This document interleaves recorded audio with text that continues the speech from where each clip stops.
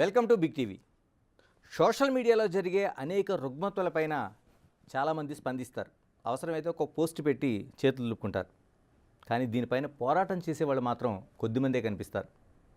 అలాంటి వారిలో యువ సామ్రాట్ రవి ఒకరు. ఆయనకి ఇక్కడ ఏది అనిపిస్తుందో దీంతో మాట్లాడతారు. మనతో రవి ఉన్నారు. రవి గారు నమస్తే. నమస్తే సార్. అంటే చాలామందికి మీ వీడియోలు లేకపోతే మీరు చేస్తున్న వాదనలు ప్రతివాదనలు ఒక యుద్ధాలు ఎన్ని పరిచయం, కానీ ఏం చేస్తారు రవి బేసిక్గా ఏం చేస్తారని? నేను ఒక ఐటీ సర్వీసెస్ కంపెనీలో డైరెక్టర్ లాగా వర్క్ చేస్తున్నాను. రీసెంట్లో డైరెక్టర్ అయ్యాను. అంతకుముందు సేల్స్ మేనేజర్ ఉండేవాడిని. సో నేను manage services, contingent work force, ఇంకా సాఫ్ట్వేర్ యాజ్ అ సర్వీస్, చిన్న చిన్న మేనేజ్ సర్వీసెస్ ప్యాక్స్ ఇవి అమ్ముతూ ఉంటాను. ఏంటి అసలు సోషల్ మీడియాలో ఈ బెట్టింగ్ యాప్స్ ఏంటి? ఈ బెట్టింగ్ యాప్స్ని ప్రమోట్ చేసే ఒక గ్యాంగ్ ఏంటి? ఏం జరుగుతుంది ప్రధానంగా? అసలు ఏంటి ఈ బెట్టింగ్ యాప్స్కి? అంటే అన్ని వేల కోట్ల రూపాయల బిజినెస్ ఉందా? అసలు ఏం జరుగుతుంది? అసలు ఎంత డబ్బుల ప్రవాహం ఉంది అంటే మీరు ఎక్స్పెక్ట్ కూడా చేయరు. అంత డబ్బుల ప్రవాహం ఉంది. ఏంటి వేల కోట్ల రూపాయల? వేల కోట్ల రూపాయలు, నో డౌట్. ఓకే, అంటే ఎన్ని వేల కోట్ల రూపాయలు ఉండొచ్చు? ఒక బిట్కాయిన్ స్కామ్లోనే, ఒక బిట్కాయిన్ 4x స్కామ్లోనే ఆల్మోస్ట్ 1000 crores రిజిస్టర్డ్ కంప్లైంట్స్ ఉన్నాయి మన సైబర్ క్రైమ్ దగ్గర. ఇక బెట్టింగ్ యాప్స్ వల్ల అయితే మటుకు ఎవరు ముందుకొచ్చి బాధితులు మేము నష్టపోయామని కూడా చెప్పరు. ఎందుకంటే బెట్టింగ్ ఆడేవాడిని కూడా తప్పులాగా చూస్తారు కాబట్టి చాలామంది హెజిటేట్ అవుతారు. మీరు చూస్తుంటే ఇన్ని సూసైడ్స్కి మూల కారణం ఇప్పుడు సూసైడ్స్ రేట్ ఎందుకు పెరిగింది అంటే ఈ ఆర్థిక ఇబ్బంది వల్ల. ఆర్థిక ఇబ్బంది సాఫ్ట్వేర్ ఇంజనీర్ వీడికి ఆర్థిక ఇబ్బంది ఎందుకు, రైతుకు ఆర్థిక ఇబ్బంది ఎందుకు వచ్చింది అంటే ఈ బెట్టింగ్ యాప్స్ ఈ ఇన్ఫ్లుయెన్సర్స్ చేయబట్టి సిటీసే కాకుండా గ్రామాల్లోకి వెళ్ళిపోయింది. ఈ ఇన్ఫ్లుయెన్సర్స్ ఏం చేస్తారు అంటే దానిలో ఒక టెలిగ్రామ్లో ఒక ఛానల్ పెట్టి, ఇప్పుడు మీరు అనొచ్చు according to 13 of AP gaming act 1964 police can apprehend with or without warrant gaming act. ఇప్పుడు మన ఇద్దరం కార్డ్స్ ఆడుతుంటే పోలీసులు వచ్చి ఇదే స్పాట్లో వితౌట్ వారెంట్ మన ఇద్దరిని అరెస్ట్ చేయొచ్చు. ఇలా ఇద్దరు ఆడుతుంటేనే అరెస్ట్ చేసే పవర్ పోలీసుకుంటే ఇన్ని వేల మంది, లక్షల మంది online in spite of 2017 IT act, Telangana IT ordinance ఎందుకు అరెస్ట్ చేయట్లేదు అన్న దాని దగ్గర ఎవరి దగ్గర సమాధానం అన్నా ఉందా? శ్రీధర్ బాబు గారి దగ్గర సమాధానం ఉందా? అంతకుముందు ఐటీ మినిస్టర్ లాగా ఉన్న కేటీఆర్ గారి దగ్గర సమాధానం ఉందా? ఇప్పుడు నారా లోకేష్ గారి దగ్గర సమాధానం ఉందా? అంతకుముందు ఐటీ మినిస్టర్ గారి దగ్గర సమాధానం ఉందా? అంటే ఒకరు కాదు, ఇద్దరు కాదు, చాలామంది కనిపిస్తూ ఉన్నారు. మీ అంచనా ఎందుకంటే దీనికోసం బాగా స్టడీ చేశారు మీరు. ఎంతమంది ఉండి ఉంటారు ఇలాగా ఆన్లైన్ గేమింగ్ యాప్లని ప్రమోట్ చేస్తున్న వాళ్ళు? చల్లపల్లి జైలు సరిపోదు, రాజమండ్రి జైలు సరిపోదు. నా స్ట్రైట్ ప్రశ్న ఏంటంటే, ఇన్ని వేల మంది అంటే Rajahmundry central jail, Challapalli jail కూడా సరిపోలేనంత మంది ఈ గ్యాంగ్లు అంటే ఈ యాప్ని ప్రమోట్ చేస్తున్న వాళ్ళు ఉంటే, హర్ష సాయి అంటే ఆయన చూసే వాళ్ళకి ఎవరైతే దీనస్థితిలో ఉన్నారో వాళ్ళ దగ్గరని కనుగొంటాడు. ఆయనకు ఒక టీం ఉంటుంది, వెళ్తాడు, వాళ్ళు అడగకుండానే సహాయం చేస్తాడు. వాళ్ళ దరిద్రాన్ని పూర్తిగా మార్చేసి ఒక 30,000తో దరిద్రం పోద్దా ఆ లెవెల్లో ఉంటుంది. ఎందుకు హర్ష సాయి ఒక్కడే ఎందుకు టార్గెట్ అయ్యాడు మీకు? నాకు హర్ష సాయి ఒకటే కాదు, భయ్యా సన్నీ యాదవ్ టార్గెటే. ప్రతి చిన్న చితక ఆన్లైన్లో బెట్టింగ్ యాప్స్ని ప్రమోట్ చేసే వాళ్ళు డెఫినెట్గా నా టార్గెట్. ఇప్పుడు ప్రోబో అన్న ప్లాట్ఫామ్ తో కేవలం మీ ఆసక్తికరమైన topics like news, sports, knowledge ఇలాంటి వాటికి సంబంధించిన సింపుల్ క్వశ్చన్స్ కి ఎస్ ఆర్ నో అని సమాధానం చెప్తూ ప్రాఫిట్స్ ని పొందే అవకాశం ఉంది. ఉదాహరణకి ఈ రోజు జరగబోయే ముంబై వర్సెస్ ఢిల్లీ మ్యాచ్ లో ముంబై గెలుస్తుందా? Yes or no. ఒకవేళ మీరు అనుకున్నది కనుక కరెక్ట్ అయితే ప్రాఫిట్స్ ని పొందొచ్చు. ప్రోబోని ఆల్మోస్ట్ 2.5 కోట్ల మంది వాడుతున్నారు. ఇక్కడ అమౌంట్ ని add and with draw, UPI and phone pay లాంటివి వాడి చేయొచ్చు. నేను హర్ష సాయి మీద ఎందుకు ఫోకస్ చేశాను అంటే, హర్ష సాయి ముందు మొదలు పెట్టాడు, ఈ మంచితనం అనే ముసుకేసుకున్నాడు, నేను హెల్ప్ చేస్తున్నాను అనే ముసుకేసుకున్నాడు. ఇప్పుడు వీరప్పన్ని పట్టుకోవడానికి 50 ఏళ్ళు ఎందుకు 40 ఏళ్ళు ఎందుకు అయింది? మీ దగ్గర ఆన్సర్ ఉందా? ఎందుకంటే ఎంతో కొంత ఆ లోకల్లో సింపతి అనే ముసుకేసుకున్నాడు. నేను మీ పొట్ట నింపుతడానికే ఈ పనులు చేస్తున్నాను, ఈ ఫారెస్ట్ ఆఫీసర్లను చంపేది మీ రైట్స్ గురించి నేను చంపుతున్నాను, నేను ఏనుగులను కొట్టేది మీ పొట్ట నింపడానికే, దంతాలు అమ్ముకునేది మీ పొట్ట నింపడానికే, గంధపు చెక్కలు కొట్టడానికి మీ పొట్ట నింపడానికే అని లోకల్ సింపతి పెట్టుకున్నాడు. సో వాళ్ళకన్నా ఒక ఊరు 2 ఊర్లు. ఈ హర్ష సాయి అనేవాడు వీరప్పన్ కన్నా డేంజర్, దావుద్ ఇబ్రహీం కన్నా డేంజర్. ఎందుకంటే దావుద్ ఇబ్రహీం వీరప్పను ఒక్క తెగ ఆర్ ఒక్క ఊరిని మాత్రమే కాన్సన్ట్రేట్ చేశారు. ఈ డిజిటల్ అన్నది ప్రపంచవ్యాప్తం. ఇందులో ఒక మంచితనం అనే ముసుగు చేసుకొని వెనకాల ఎంత క్రైమ్ చేసినా ఎవ్వడికి తెలియదు అనే ప్లాన్తోని సపోర్ట్ చేసేది 30,000, 3 లక్షలు మహా అంటే. అదే రోజు రాత్రి వెళ్ళి బెట్టింగ్ యాప్ కనుక ప్రమోట్ చేస్తే 80 లక్షలు. ఓకే. సో 30,000, 3 లక్షలు, పోనీ 3 లక్షలు అనుకుందాం, ప్రతి దాని మీద 3 లక్షలు చేసాడు అనుకుందాం. ఒక 80 లక్షలు దేనికి యూజ్ చేస్తున్నాడు? సో ఈ ఆనందకరమైన సందర్భంలో ఆ బర్త్డేస్ జరుపుకొని 5 పిల్లలకి ఒక పెద్ద కేక్ తో పాటు లోపల ఒక సర్ప్రైజ్ ని కూడా ప్లాన్ చేశారు. దీనికి మన భాష రాదు, కానీ ఆ ఫ్యామిలీకి ఆ పిల్లలకి తెలియదు ఏంటంటే ఆ కేక్ లో ఒక సర్ప్రైజ్ కూడా ఉంది. పరిమెట్స్ అనేది ఒక legal very low minimum deposit, faster withdrawals and 24/7 అందుబాటులో కస్టమర్ సర్వీస్ కూడా ఉంది. దాంతో పాటు 100కు పైగా డిపాజిట్ చేయడానికి, విత్డ్రాల్ చేయడానికి పేమెంట్ మెథడ్స్ కూడా ఉన్నాయి. నిజంగానే హర్ష సాయి ఆ ముసుగులో ఎన్ని వేల కోట్ల రూపాయల వ్యాపారం చేస్తారు? 1000 కోట్లు అయితే కాదు, 100 కోట్లు ఉంటుంది. 1000 కోట్ల వ్యాపారం అవుతుంది కాబట్టి ఇతనికి 300-400 కోట్లు సంపాదించుంటాడు. ఒక హెయిర్ ఆయిల్ అమ్మినందుకు 2,80,00,000 ఎవడేస్తాడండి ప్రమోషన్కి? అది ఆదివాసీ హెయిర్ ఆయిల్ చేశాడు కదా, 2,80,00,000 సంపాదించాడు. దీనికి ఎంత వస్తుంటుందండి? ఎందుకంటే ఈ బెట్టింగ్ యాప్ని చాలా వరకు ప్రమోట్ చేస్తూ ఉంటారు, అది మనకి క్లిక్ చేస్తే వచ్చేది కూడా అదే వస్తుంటుంది. సో ఇది నిర్వహించడం కూడా. సో ఒక్క స్కామ్ ఏంటి అంటే బెట్టింగ్ యాప్స్, ఇంకో స్కామ్ ఏంటి అంటే హెల్ప్ చేస్తున్నట్టు చేయటం. మీకు హర్ష సాయి పేరు మీద హర్ష సాయి అంటే ఒక ఇమేజ్ లాగా పెట్టుకున్నాడు. దీంతో ఏంటంటే 20 మంది టీం ఉంటుంది, అందరికీ మాస్కులు, ఎవ్వడి ఐడెంటిటీ ఉండదు. అందరు బాధితులు, ఎంతోమంది బాధితులు, నాకు 1,00,000 కావాలి, 2 లక్షలు కావాలి, మా కూతురు పెళ్ళి ఉంది 10 లక్షలు అనగానే ఒక ఏటీఎంకి వెళ్ళి ఒక బ్యాంక్కి వెళ్ళి 10 లక్షలు నోట్ చూస్తున్నట్టు వాళ్ళకి వీడియో పెడతారు. నేను హర్ష సాయి గారికి చెప్పాను మీ ప్రాబ్లం గురించి, ఆయన అరేంజ్ చేస్తా అన్నారు, ఆయన మీకు హెల్ప్ చేస్తా అన్నారు అంటారు. ఇలాగానే కట్ చేయగానే ఒక పెద్ద 10 లక్షలు తీసుకొని బ్యాంక్ మేనేజర్ దగ్గరికి వెళ్ళినట్టు వీడియో పంపిస్తారు బాధితులకి. పంపించగానే అబ్బా ఇంకేంటి మా హర్ష సాయి 10 లక్షలు తీసుకొచ్చేస్తున్నాడు, నాకు వచ్చేస్తుంది, నా లైఫ్లో అంత దరిద్రం. ఇంత లోపల ఒక వీడియో కాల్ వస్తుంది, అందులో హర్ష సాయే స్వయంగా ఉంటాడు. ఇప్పుడు ఇంకొన్ని రోజులు వదిలేస్తే ఈ పర్టికులర్ సీక్వెన్స్ మీకు మొత్తం చెప్పండి. బ్యాంక్లో ఉండి బ్యాంక్ మేనేజర్ గారు ఇంత 15 లక్షలు అంటే 10 లక్షలు అంటే దానికి జీఎస్టీ కట్టమంటున్నారు, మీరు అర్జెంటుగా జీఎస్టీ డబ్బులు మట్టుకు పంపేయండి, మీకు మీ అకౌంట్లో ఈ 10 లక్షలు పడతాయి అని చెప్తారు.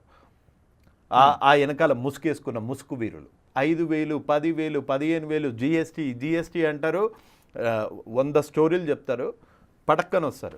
சார் ப்ராஃபிட் சம்பாதிக்கலாம்னு பார்த்தா ஸ்டாக் மார்க்கெட் ரொம்ப கன்ஃபியூசிங்கா இருக்கு. ரிலாக்ஸ். இப்ப ப்ரோபங்கிற பிளாட்ஃபார்ம்ல உனக்கு ரொம்பவும் பிடிச்ச டாபிக்ஸான நியூஸ், ஸ்போர்ட்ஸ், நாலேஜ் இதுக்கு சம்பந்தப்பட்ட சிம்பிள் क्वेश्चंसக்கு எஸ்ஆர் நோன ஆன்சர் பண்ணி ப்ராஃபிட்ஸை சம்பாதிக்கலாம். அது எப்படி? ஃபார் எக்ஸாம்பிள் இன்னைக்கு நடக்க போற மும்பை vs டெல்லி மேட்ச்ல மும்பை ஜெயிக்குமா? Yes or no? Yes sir. இல்ல உன்னோட கான்ஃபிடன்ஸை பொறுத்து குவாண்டிட்டி இன்க்ரீஸ் பண்ணி ட்ரேட் பண்ணலாம். நீ நினைச்சது சரியா இருந்தா உனக்கு ப்ராஃபிட்ஸ் கிடைக்கும். విడుదల రజనీ గారి అఫీషియల్ అకౌంట్ నుంచి ఇవాళ బస్ చేశారు. వాళ్ళ అఫీషియల్ పేజ్ కాదు, అఫీషియల్ ఫ్యాన్ పేజ్ నుంచి ఒక ప్రమోషన్ వస్తుంది.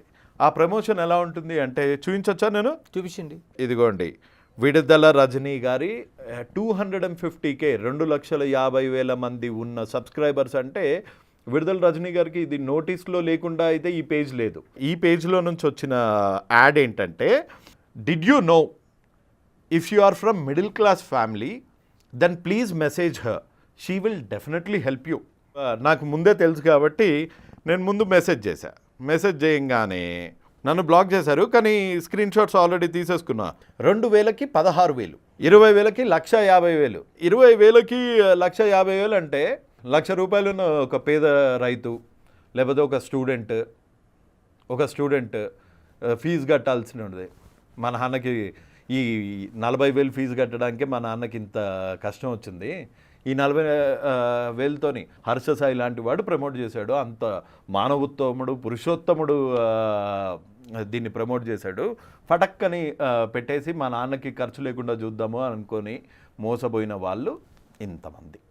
కదండి. హర్ష సాయిని చూస్తుంటే ఒక కోటీశ్వరుడిలాగా తన దగ్గర ఏదో తనకి అవసరాలకు మించి ఓ డబ్బున్నట్టు, సొసైటీకి ఏదో నేను సహాయం చేస్తున్నట్టుగా మనకు ఆ వీడియో అంటే అవన్నీ ఎక్కడి నుంచి- ప్లాన్డేనా?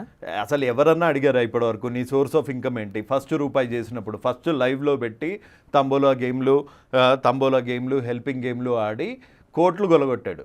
అక్కడే లక్షలు గొలగొట్టాడు. ఒక ఫేక్ వాళ్ళని క్రియేట్ చేసి వాళ్ళకి హెల్ప్ చేస్తున్నట్టు చూపించి క్రౌడ్ ఫండింగ్ 1 లక్ష రూపాయలు 2 లక్షలు రాగానే ఇంటర్నెట్ ప్రాబ్లం వస్తుంది అని టక్కని లైవ్ ఆఫ్ చేస్తాడు. ఆ లైవ్ ఎక్కడ ఉంచడు, తీసేస్తాడు. కానీ మనోడి థర్డ్ క్లాస్ తెలివి ఏంటి అంటే యూట్యూబ్ కుకీస్లో కూడా ఆ లైవ్లు ఉండవు అని థర్డ్ క్లాస్ తెలివి. కానీ కరెక్ట్గా గనక పోలీస్ యాక్షన్ చేస్తే ఆ కుకీస్ నుంచి మొత్తం బాగోతము ఈ ఫేక్ హర్ష సాయి అనుకుంటూ హర్ష సాయి టీం చేసే ఘోరాలు డెఫినెట్గా 10 నిమిషాలు ఏ పోలీస్ ఆఫీసర్ అన్నా ఎవరన్నా ఒక 5 నిమిషాలు గనక కాన్సన్ట్రేట్ చేస్తే మీరు పేదవాళ్ళ డబ్బులు కనీసం ఒక 10,000 కోట్లు అయితే ఈజీగా సేవ్ చేసిన వాళ్ళు అవుతారు. ఇప్పుడు అక్కడ హర్ష సాయి ఆ లైఫ్ స్టైల్ చూస్తే ఖరీదైన కార్లు, ఒక ఖరీదైన ఒక 10 మంది బాడీ హోటల్స్, బాడీ గార్డ్స్. మీరు చిరంజీవి గారిని ఎప్పుడైనా చూసారా? చిరంజీవి గారికి కూడా 10 మంది బాడీ గార్డులు ఉండరు. పవన్ కళ్యాణ్ గారికి కూడా 10 మంది బాడీ గార్డులు ఉండరు. కొన్నిసార్లు వర్షం కూడా ఆడనే ఒక ఆపలేదు. బ్యాటరీ న్యూస్ అన్న ప్లాట్ఫామ్ తో స్పోర్ట్స్ అప్డేట్స్ ని పొందడం మాత్రమే కాదు, ఎన్నో గేమ్స్ ని ఆడొచ్చు, క్యాష్ ని గెలవచ్చు. స్కై అనే ప్రోమో కోడ్ ని వాడి మీ డిపాజిట్ పైన 150% బోనస్ తో పాటు 50 ఫ్రీ స్పిన్స్ ని కూడా పొందొచ్చు. ఇప్పుడు ఇవన్నీ చూస్తుంటే ఒక పెద్ద మాఫియాలా కనిపిస్తోంది. మీరు చెప్తున్న మాటలు చూస్తుంటే బెట్టింగ్ యాప్స్ ప్రమోషన్ అనేది ఒక నాట్ ఓన్లీ చిన్న ప్రమోషన్ లా కనిపించలేదు, పెద్ద మాఫియానే ఉంది దీని మీద. లేకపోతే ఇంత బ్రాడ్ లైట్లో ఇన్ని ప్రూఫ్స్ ఉన్న వ్యక్తి, ఇన్ని ప్రూఫ్స్, బెట్టింగ్ యాప్స్ ప్రమోట్ చేశాడని ప్రూఫ్ ఉంది, డబ్బులు తీసుకున్నాడని ఉంది, సాయం చేసింది కొంతే అని ప్రూఫ్ ఉంది, మనుషుల్ని ఫ్రాడ్ చేశాడు అన్న ప్రూఫ్ ఉంది. ఏ పోలీస్ వాళ్ళు, ఏ గవర్నమెంట్ దీని మీద ఎందుకు చర్యలు తీసుకోలేదు? రవికిరణ్ గారు, ఎక్కడ మీకు ఆ పాయింట్ టచ్ చేసింది? ఎందుకంటే ఈ బెట్టింగ్ యాప్స్ ఎంతో మంది ప్రమోషన్ చనిపోతున్నారు. ఉప్పల్లో చనిపోయిన అబ్బాయి, నేను ఆ పేరు చెప్పను, ఉప్పల్లో బెట్టింగ్ యాప్స్ వల్ల సూసైడ్ చేసుకున్న అబ్బాయి వాళ్ళ వైఫ్ 8 నెలల గర్భవతి, మిస్క్యారేజ్ అయితే మొన్న ఒక 4 వారాల కిందట 3 ఏళ్ల పిల్లోడికి విషం ఇచ్చి ఫ్యామిలీ అంతం.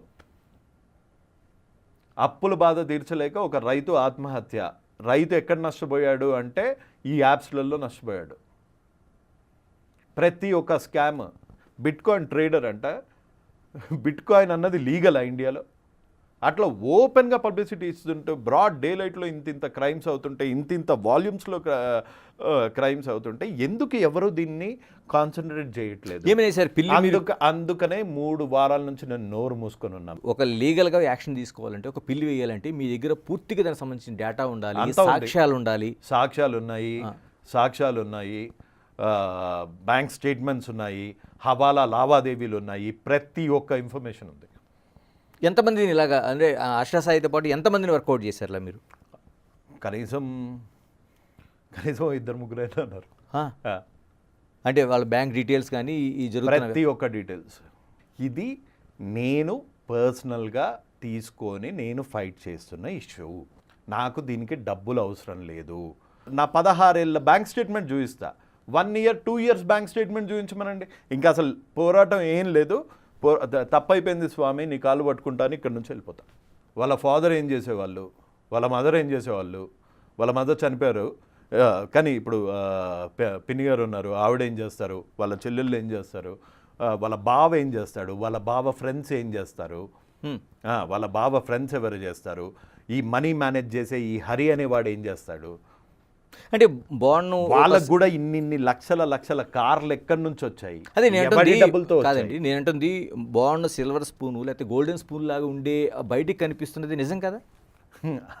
మీరు చెప్తున్నది చాలా చూస్తుంటే ఒక మిడిల్ క్లాస్ ఫ్యామిలీ లాగా మీరు చెప్తా ఉన్నారు. మిడిల్ క్లాస్ కాదు, బిలో మిడిల్ క్లాస్, కానీ నేర ప్రవృత్తి ఉన్న ఫ్యామిలీ కాబట్టి రాధేశ్యామ్ కతియార్ వాళ్ళ నాన్నగారి పేరు. ఏ మీడియా, ఏ యూట్యూబ్ ఛానల్లో రాధేశ్యామ్ కతియార్ అన్నది బయటికి రాలే. సో ఒకసారి ఆయన మీద ఉన్న కేసెస్ చూస్తే హర్ష సాయి చాలా చిన్నపిల్లోడిలా కనిపిస్తాడు. నింటుంది సోషల్ మీడియాలో ఒక బాగా వెళ్తున్న వాళ్ళు అంటే హర్ష సాయి లాంటి వాళ్ళు వెళ్తున్న వాళ్ళ పైన ఏదైనా కామెంట్ చేస్తే వాళ్ళకి డిస్లైక్స్ కొడతారు, Dislikes బెదిరింపులు కాదు, bulldoze చేస్తారు. మీకు భయం అనిపించట్లేదా? జిస్కా హాత్ ఖాళీ ఓ సబ్సే బడా మొబల్లి. నా చేతులు ఖాళీగా ఉన్నాయి, నన్ను ఎవ్వడేం పీకలేడు.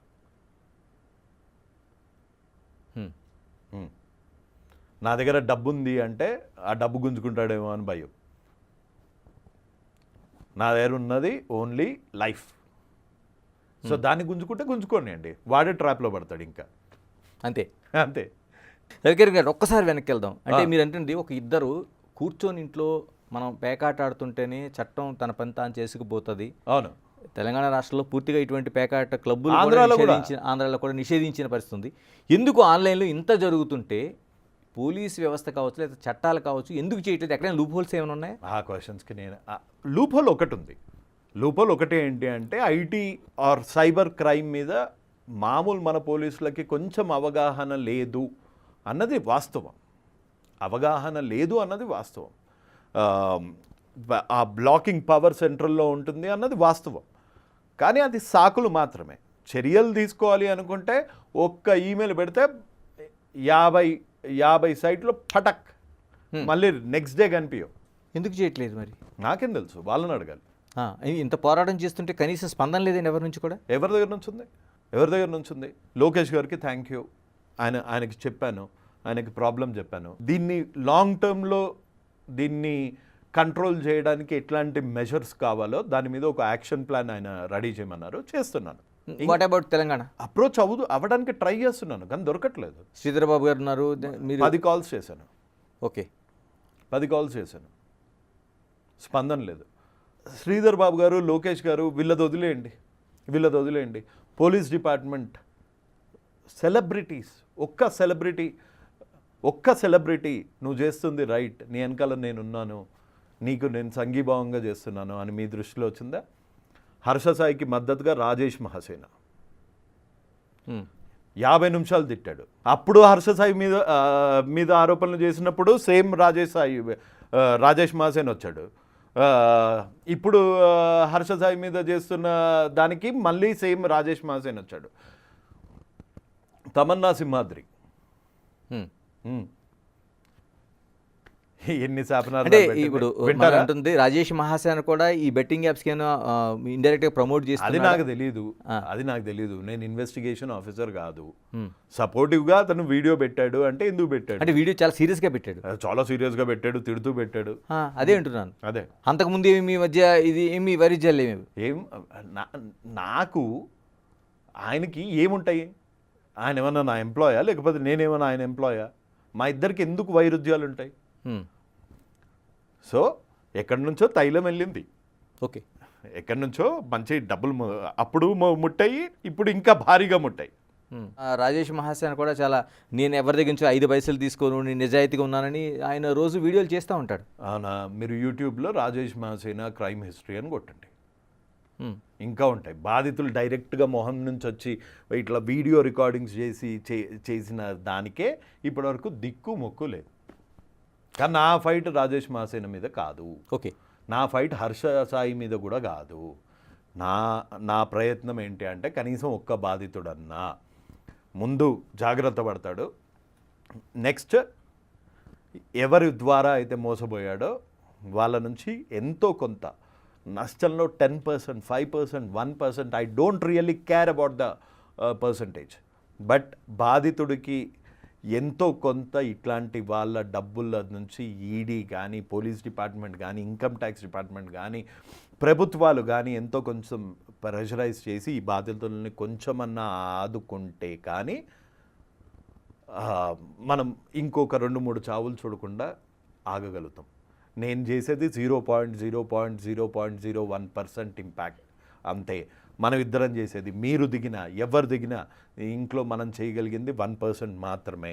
ఇప్పుడు బ్యాటరీ న్యూస్ తో ఆసక్తి బట్టి గేమ్స్ ని ఆడొచ్చు, క్యాష్ ని గెలవచ్చు. ఉదాహరణకి యావియేటర్ లాగా ఇక్కడ స్ట్రాటజీ బట్టి గెలుపు ఓటంలో ఆధారపడి ఉంటాయి. స్ట్రాటజీ బాగుంటే గేమ్ ని విన్ అయ్యి క్యాష్ ని గెలిచే అవకాశం ఉంది. సెంట్రల్ గవర్నమెంట్కి విశేష అధికారాలు ఉన్నాయి ఇటువంటి వాటిని నియంత్రించడానికి.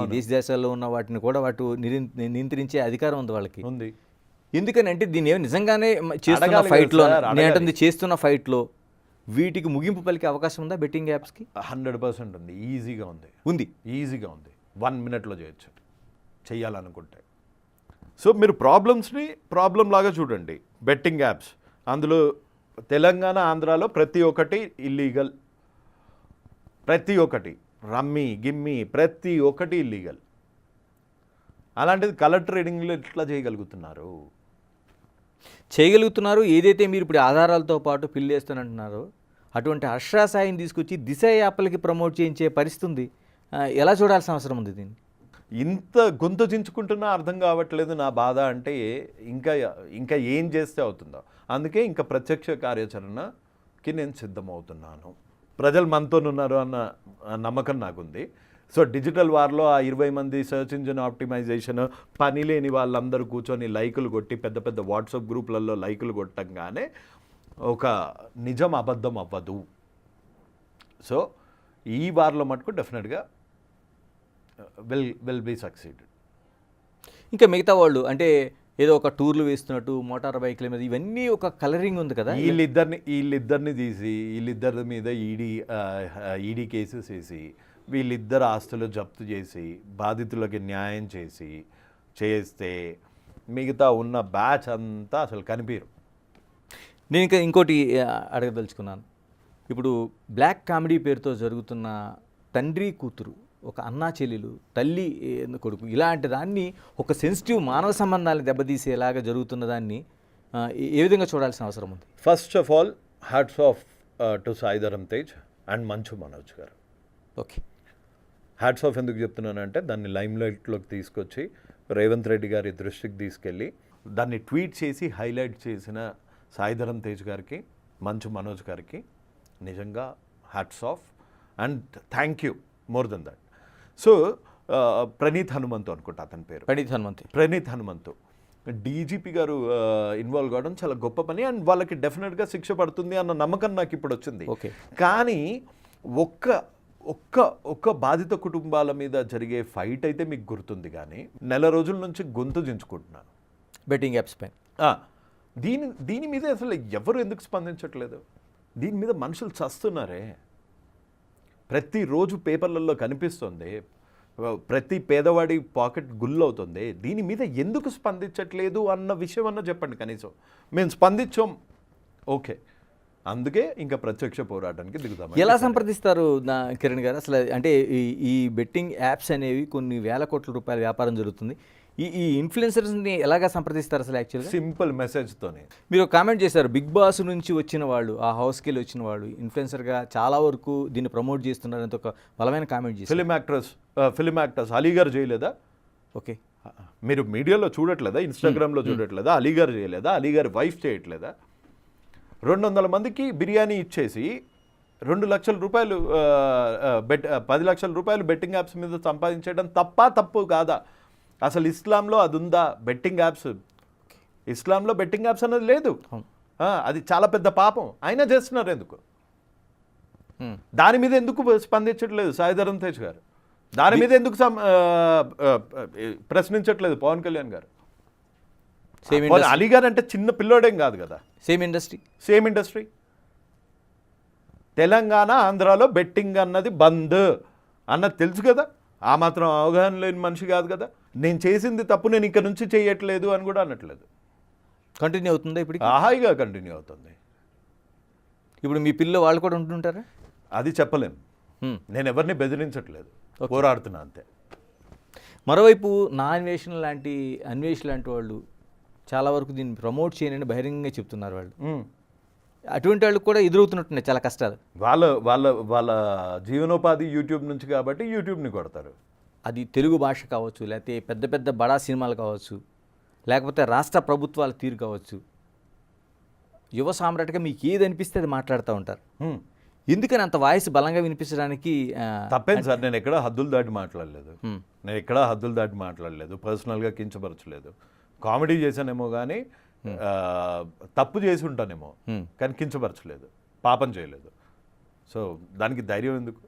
అది నిజమైతేనే, నా మనసుకి అది నిజం అంటేనే నా ఒపీనియన్ షేర్ చేస్తాను. అందులో తప్పే ఉంది. 2 తెలుగు రాష్ట్రాల్లో కూడా ప్రభుత్వాలు మీరు గత ప్రభుత్వాలపైన తీరుపైన చాలా వరకు మీరు డైరెక్ట్గానే పెట్టారు. ఎందుకు అనిపించింది అంటే ప్రభుత్వాలు మారాలనే ఒక కాంక్ష అయితే బయటికి తీసుకెళ్ళగలిగారు. సో ఇప్పుడు ఇంత ఓపెన్గా ఇంత ధైర్యంగా నిలబడుతున్నాను అంటే ఆ మారిన ప్రభుత్వాల వల్లనే కదా. ఓకే, ఎంతో కొంత. కానీ ఇంకా వాళ్ళ దృష్టి ఇలాంటి వాటి మీద కూడా పడాలి, వాళ్ళతోని ఇంకా మంచి పనులు చేయాలి అన్నదే నా ఉద్దేశం, అంతే. ఓకే, ఎక్కడి వరకు ప్రయాణం చేయబోతున్నారు ఈ యువ సామ్రాట్? తెలీదు. బాగానే బెదిరింపులు వస్తున్నాయి, బాగానే నిరుత్సాహంగా ఉంది. 1 month అయినా ఎటువంటి రిజల్ట్ కాలేదు, ఒక్క అడుగు కూడా ముందు పడలేదు, 1% కూడా బాధితులకి హెల్ప్ కాలేదు. సో నిరాశ నిస్పృహ అన్నది సైడ్కి ఇట్లా దరిద్రాల్లాగా ఇట్లా సైడ్కి ఉన్నాయి. నాకన్నా ముందు వాళ్ళు ఉరుకుతున్నారు, వాళ్ళకన్నా ముందు నేను ఉరుకుతా. అంటే ఇది రవికిరణ్ సింగిల్ పోరాటంగా వెళ్తుందా లేకపోతే ఒక సమూహంగా కలుపుకొని వెళ్ళే ఆలోచన ఇది? నేను ఒక్కరినే అయితే కనీసం ఒక స్టెప్ కూడా వెళ్ళలేను. కానీ చాలామంది బాధితులు దీన్ని కృతనిశ్చయంతో ఉన్నారు, దీన్ని ఎట్లా చేసి స్టాప్ చేయాలి అని ఉన్నారు కాబట్టే ముందుకెళ్తున్నాం, లేకపోతే అక్కడే ఆగిపోయేవాళ్ళం, మీ వరకు కూడా వచ్చేది కాదు. రైట్, యువ సామ్రాట్ రవికిరణ్ గారు, ఏదైనా మీ పోరాటం అనేది మీ ఒక్కరి కోసమే కాదు, చాలామంది అంటే 100 కుటుంబాలు రేపు పొద్దున్న నష్టపోయే పరిస్థితి ఉంది. 1,000 కోట్ల రూపాయల వ్యాపారంలో 100 కోట్ల రూపాయల కమిషన్లో 10 మంది కుటుంబాలు నష్టపోయినట్టే. దానికి జరుగుతున్న ప్రయత్నానికి బిగ్ టీవీ మీకు ఎప్పుడు అండగా ఉంటుంది. ఎందుకంటే సొసైటీకి సంబంధించిన దానికి మీరు చేస్తున్న అడుగు ఏదైతే ఉందో దానికి పూర్తిగా మేము సపోర్ట్ చేస్తాం. చాలా thanks sir. Keep watching Big TV.